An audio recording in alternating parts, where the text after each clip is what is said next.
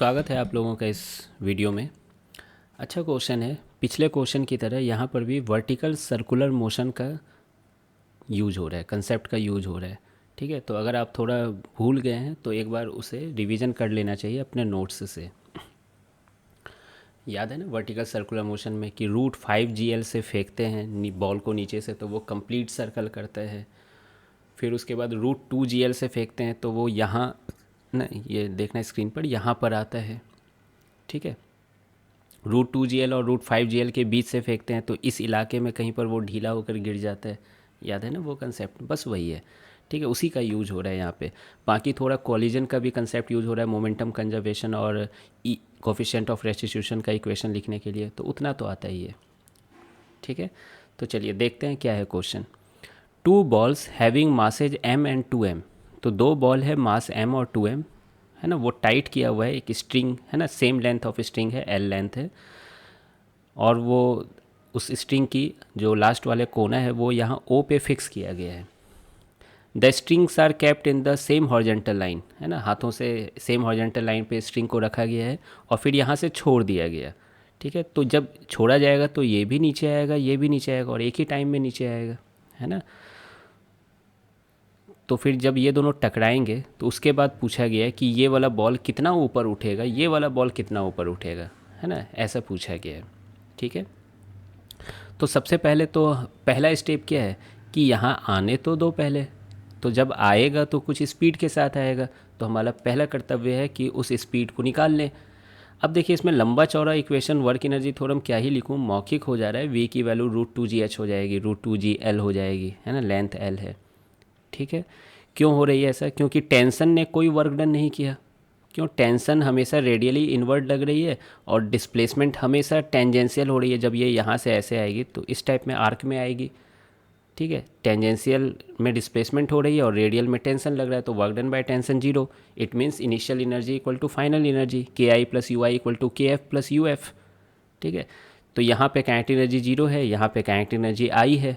क्यों आई kinetic energy? क्योंकि potential energy घटी है। कौन सी पोटेंशियल एनर्जी घटी? mgh, है ना। ये हाइट कितनी है? L है। तो क्या मैं डायरेक्ट लिखूँ क्या यहाँ पर कि पोटेंशियल एनर्जी चली गई काइनेटिक एनर्जी में, है ना। तो mgl will be equal to ½ mv²।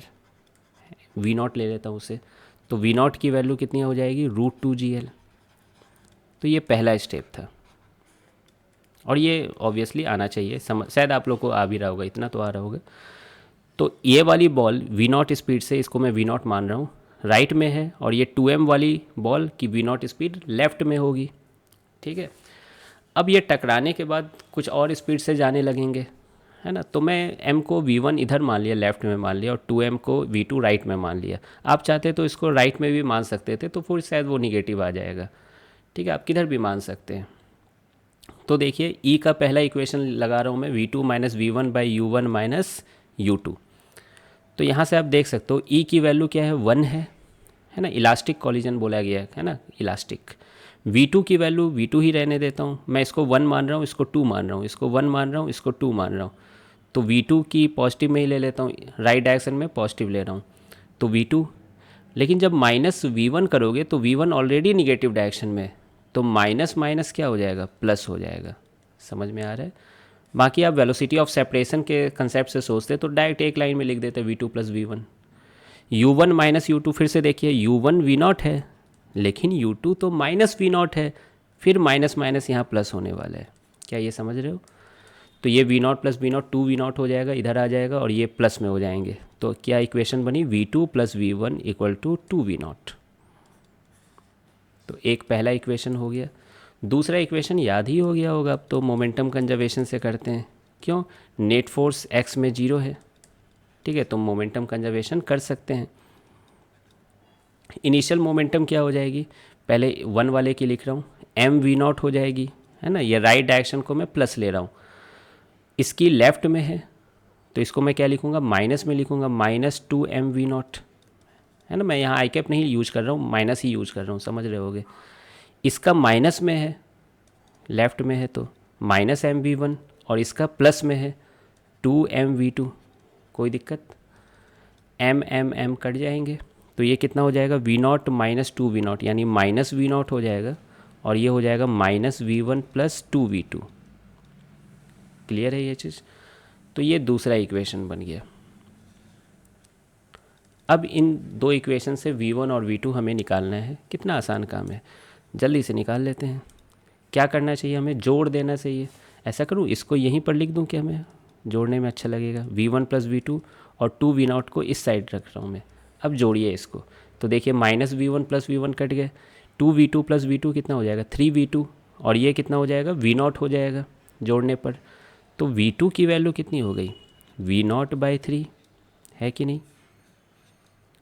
और v1 की वैल्यू कितनी हो गई, v1 की वैल्यू आप किसी एक में पुट कर दीजिए, इसी में पुट कर लीजिए। तो v1 की वैल्यू हो जाएगी 2v0 माइनस v2, और v2 की वैल्यू कितनी थी v0/3। तो आपकी v1 की वैल्यू आ गई 3 2 6 -1 यानी 5v0/3। ठीक है, अब मैं क्या सोच रहा हूँ कि v0 की वैल्यू रख देते हैं यहाँ पर। v0 की वैल्यू कितनी थी √2gl।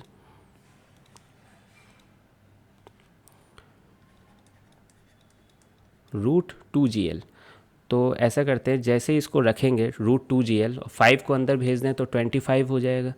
तो ये कितना हो जाएगा 50, √50gl/3, है ना। मैं ऐसा इसलिए किया कि आंसर की मैच करने के लिए, और कोई मेरा उद्देश्य नहीं था, मैं बाहर भी रख सकता था, है ना, 5/3 इंटू √2gl। तो ये समझ में आ गया। 3 को भी अंदर भेज सकता था, तो क्या हो जाता है √50/9gl हो जाता है कि नहीं। उसी तरह से v2 की वैल्यू कितनी हो जाएगी, v0/3 है, v0 की वैल्यू कितनी है √2gl है। तो ये शायद आंसर ऐसे ही लिखा हुआ है √2gl/3। तो ठीक है, ऐसे ही मैं छोड़ देता हूँ √2gl/3। तो ये दोनों देखिए आंसर, पहला स्टेप का आंसर आ गया।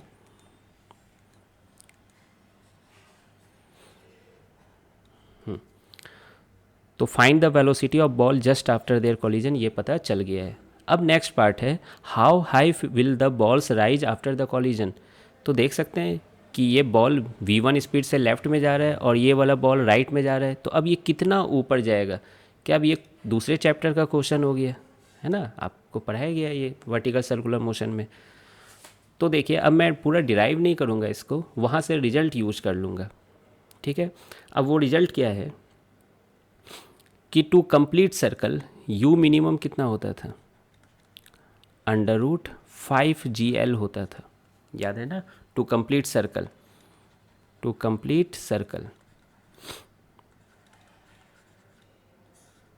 ठीक। अब आप देख सकते हैं यहाँ पर कि v1 की वैल्यू u मिनिमम से ज़्यादा है। अब ये मैं कैसे दावा कर रहा हूँ वो समझिए, है ना। √gl तो दोनों में है ना। 3 को अंदर भेज दीजिए तो रूट के अंदर क्या हो जाएगा 50/9।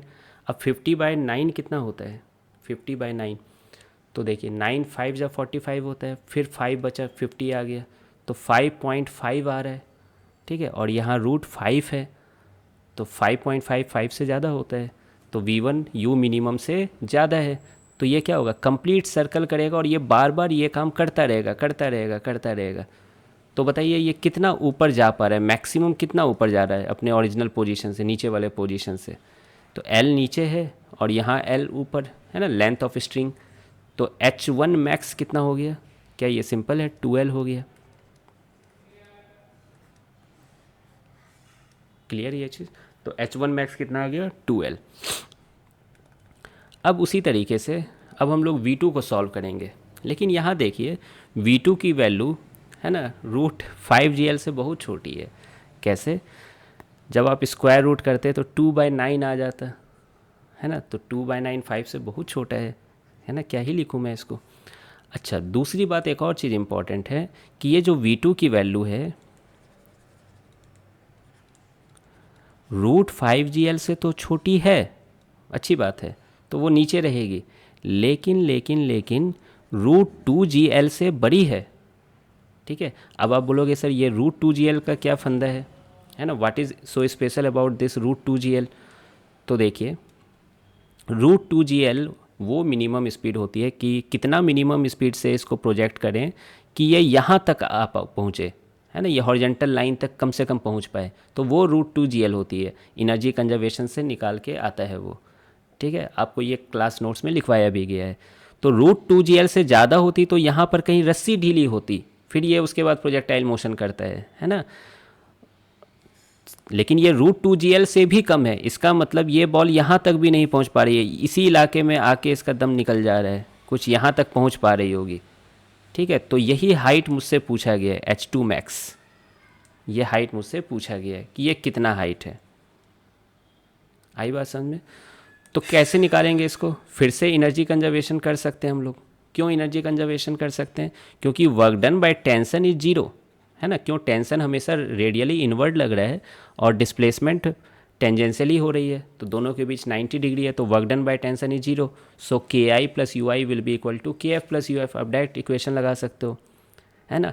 अब देखिए, इनिशियल पोटेंशियल एनर्जी यहाँ जीरो मान लूँगा, यहाँ क्या मान लूँगा, एम जी एच मान लूँगा। Initial kinetic energy half M V two square है, फाइनल काइनेटिक एनर्जी क्या हो गई, जीरो हो गई। क्या मैं एक लाइन में लिखूं क्या कि काइनेटिक एनर्जी पोटेंशियल एनर्जी में चली गई, है ना। काइनेटिक एनर्जी पोटेंशियल एनर्जी में चली गई, काइनेटिक एनर्जी घटी और क्या बढ़ी, पोटेंशियल एनर्जी। ठीक है, तो half M V two square will equal to M G, sorry m की वैल्यू यहाँ पे क्या है, 2m है, तो 2m भी लिख दो, वैसे 2m कट ही जाएगा, 2m g h max h2। तो h2 की वैल्यू कितनी आ गई, v2 स्क्वायर बाई 2g आना ही था, ये तो याद हो गई है ये सब डाटा कुछ कुछ। तो v2 स्क्वायर बाई 2g। अब हम लोग का वक्त आ गया है, जल्दी से इसका वैल्यू पुट कर देते हैं। v2 स्क्वायर कितना था, √2gl/3, तो इसका स्क्वायर करोगे आप तो 2gl/9 आ जाएगा v2 स्क्वायर, और नीचे 2gl भी है। तो आप देख सकते हो H2 मैक्स कितना आ रहा है, तो H2 मैक्स आ रहा है 2gl कट, सॉरी एक सेकेंड 2gl नहीं होगा ना, सिर्फ g होगा यहाँ पे। हाँ, तो 2g कट गए तो l/9 आ रहा है, और शायद यही आंसर होगा, l/9। ठीक है, तो एक आंसर 12 था, एक आंसर l/9 है, एक आंसर यहाँ पे है और एक आंसर यहाँ पे। सारा आंसर आपके एक ही स्क्रीन पे मैं ले आया हूँ किसी तरीके से। तो आई होप कि आपको ये कंसेप्ट समझ में आ गया होगा, है ना। ये √2gl अगर आपको नहीं समझ में आ रहा है तो एक बार एनर्जी कंजर्व करके देखो, यहाँ v2 की वैल्यू √2gl आती है, तब यहाँ स्पीड जाके जीरो होता है। ठीक है, मौखिक भी कर सकते हो, है ना। h हाइट कितनी है, l है, तो v2 की वैल्यू √2gh होगी, √2gl होगी, तभी तो वो l हाइट तक जा पाएगी, है ना। ऐसे भी सोच सकते थे। तो आई होप कि आपको ये सॉल्यूशन समझ में आ गया होगा। मिलते हैं फिर नेक्स्ट वीडियो में।